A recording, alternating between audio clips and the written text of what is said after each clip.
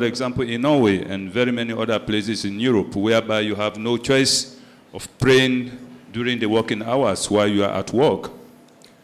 Now, if you cannot pray on time, and what I believe, a prayer is one of the most strongest pillars in this Islam. And it's not just to pray, but to pray on time. But if you are not given the choice to pray on time, simply because of your work, or your school cannot allow you to pray, what can we do, brother? Good question. Thank you very much for your question. Did everybody hear the question? Raise your hands if you didn't hear that question.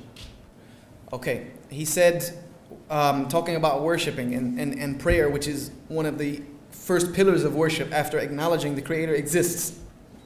What if you're in a place like work or in school where you're forbade from praying on time and you're not allowed to pray on time? How do you reconcile that? You see, the reality is that I have to speak the truth. I cannot get up here and water things down because I'm wasting my life if I do that. The problem with this, and how many of you have ever faced this situation? You're in a place where it's not okay to pray and it's time to pray. I'm in one of those places all the time. They're called airports nowadays. You see, the problem with that is that we've misunderstood who Allah is. As myself and Sheikh Haytham were talking about yesterday, Tawheed is what we are missing. We're missing this so badly that it causes us to not understand how to answer these problems. How many of you want to know how to answer that problem? Do you really want to know? Raise your hand. You see, okay. You see, when you go to work to pay your bills, correct? Raise your hand. How many of you go to work to pay bills? Raise your hand. Raise your hand. How many of you go to work just to make money to buy nice things? Raise your hands. Sisters, you can buy whatever you want with your money. How many of you go to work just to put food on the table, brothers? Pay the lights. You see, this is a problem with our understanding of rububiyyah, of understanding that Allah is Rabb. This is a problem for us. Because if you go to work to pay your bills, guess what your reward for that work is? Paying those bills. That's your reward. In the hereafter, there might not be nothing for you because you did it for the wrong reasons. Anything we do in this life is supposed to be only to worship Allah. No matter what it is. Even if my job is to clean the sewers of Oslo, I should do it knowing that I'm doing it to please Allah. Work is worship according to the Prophet, peace be upon him. Therefore, if I'm doing a work that interferes with that worship, then that work is no longer viable for a Muslim. That's the reality of the matter. That when it's time to pray, you pray.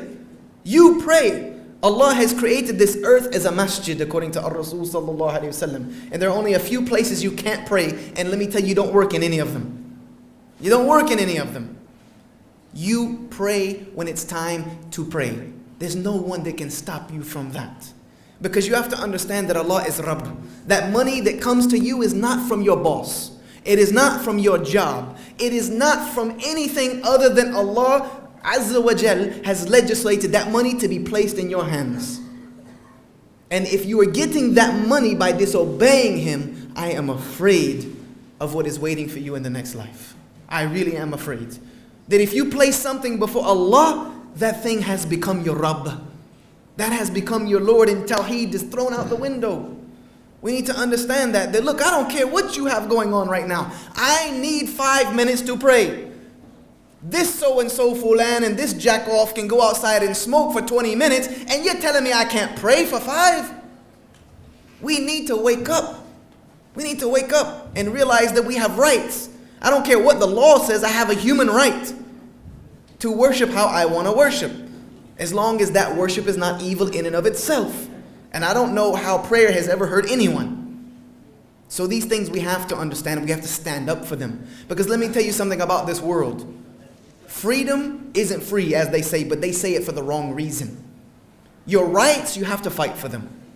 That's the way the world has always existed. Rights are not inalienable, as they say in the United States Constitution. Rights are by what we stand up for. We stand up for our rights. We fight for our rights. This is the value of human civilization. This is what has been known of the Muslims since the beginning. We stand up for our rights and our dignities. You will respect me. You don't have to like me. I don't care if you like me or you don't like me. But you will respect me and respect who I am, and you will respect my religious values. If you don't like it, then do what you wish. If you fire me because of that, guess what? I have Allah who is Rabb. I have an Allah who is Rabb, who will replace what I left for His sake with something better.